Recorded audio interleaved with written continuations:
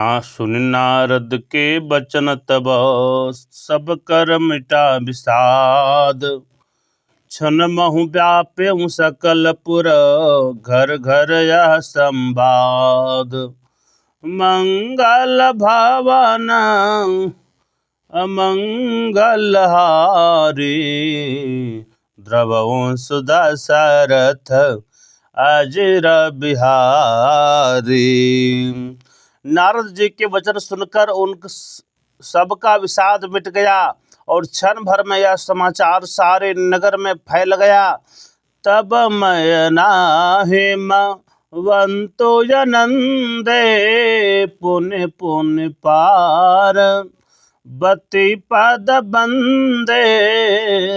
नारी पुरुष शिशो जुबा सयान नगर लोग सब यति हर्षान। तब मैना और हिमवान आनंद मगन हो गई और उन्होंने बार बार पार्वती के चरणों की वंदना की। नगर के सभी स्त्री पुरुष बालक युवा और वृद्ध बहुत प्रसन्न हो गए। लगे हो नपुर मंगल गाना सजे सबहिहा टक घट नाना भांति अनेक भई जेवनारा सूप शास्त्र जस कछु व्यवहारा। नगर में मंगल गीत गाए जाने लगे और भांति भांति के सुवर्ण के कलश सजाए गए। पाक शास्त्र के अनुसार अनेक भांति के रसोई बनी। सो जेवनार की जाई बखानी बसहि भवन जेहि मातो भवानी। सादर बोले सकल बराती विष्णु बिरंची देव सब जाति। जिस घर में स्वयं माता भवानी रहती हो वहाँ की भोजन सामग्री का वर्णन कैसे किया जा सकता है। हिमाचल ने आदर पूर्वक सब बरातियों को विष्णु ब्रह्मा और सब जाति के देवताओं को बुलवाया। विविध पांति बैठी जेवनारा लागे परुषन निपुण सुआरा। नारी वृंद सुर जेवत जानी लगी देन गारी मृदुबानी। भोजन करने वालों की अनेक पंक्तियां बैठी रसोई परोसने लगे। स्त्रियों की मंडलियां देवताओं को भोजन करते जानकर कोमल वाणी में गालियां सुनाने लगी। मंगल भवन अमंगल हारी द्रवहु सुदशरथ अजर बिहारी। गारी मधुर स्वर दे सुंदरी बिंग्य बचन सुनावहि। भोजन करहि सुर अति विलम्ब विनोद सुन सचु पावहि। जेवत जो बढ़यो आनंद सो मुख कोटि हो न परय कयो। अचबाय दिन है पान गवन बास जहाँ जाको रयो। सुंदरी स्त्रियां मीठे स्वर में गालियां और व्यंग भरे वचन सुनाने लगी। देवगण विनोद सुनकर सुख का अनुभव करते हैं, इसलिए भोजन करने में बड़ी देरी लगा रहे हैं। भोजन के समय जो आनंद बढ़ा वह करोड़ों मुख से भी नहीं कहा जा सकता। भोजन कर चुकने पर सबके हाथ मुंह धुलवा कर पान दिए गए। फिर सब लोग जहाँ ठहरे थे वहाँ चले गए। बहुरि मुनि हिमवंत कहो लगन सुनाई आय। समय बिलो कि विवाह करौ पठये देव बुलाय।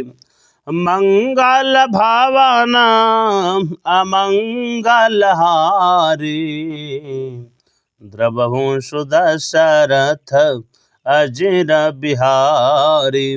फिर मुनियों ने लौटकर हिमवान को लगन पत्रिका सुनाई और विवाह का समय देखकर देवताओं को बुला भेजा। बोले सकल सुर सादर लीन है, सबहि जथोचित यासा नदीन है। वेदी वेद विधान समारी, सुभग सुमंगल गावहि नारी। सब देवताओं को आदर सहित बुलवाकर तथा जोग आसन दिए। वैदिक रीति से वेदी सजाई गई और स्त्रियां सुंदर मंगल गीत गाने लगी। सिंहासनोयति दिव्य सुहावा, जाय न बरन बिरंची बनावा। बैठे शिव विप्रन सिरुनाई, हृदय सुमरि निज प्रभु रघुराई। वेदिका पर एक अत्यंत सुंदर दिव्य सिंहासन था, जिसकी सुंदरता का वर्णन नहीं किया जा सकता, क्योंकि वह स्वयं ब्रह्मा जी का बनाया हुआ था। ब्राह्मणों को सिर नवाकर और हृदय में श्री रघुनाथ जी का स्मरण करके शिव जी उस सिंहासन पर बैठ गए। बहोरे मुनि सन उमा बुलाई, करे सिंगारू सखी ले आई। देखत रूपू सकल सुर मोहे, बरन छवि यस जगत कवि को है। फिर मुनीश्वरों ने पार्वती को बुलाया। सखियां श्रृंगार करके उन्हें ले आई। पार्वती जी के रूप को देखते ही सब देवता मोहित हो गए। संसार में ऐसा कोई कवि है जो उस सुंदरता का वर्णन कर सके। जगदम्बिका जानि भव भामा, सुरन मन ही मन किन्ह प्रणाम। सुंदरता मर जाद भवानी, जाय न कोटि हूँ बदन बखानी। पार्वती जी को जगदम्बा और शिव जी की पत्नी समझकर देवताओं ने मन ही मन प्रणाम किया। भवानी जी सुंदरता की सीमा है, करोड़ों मुखों से भी उनकी शोभा का वर्णन नहीं किया जा सकता।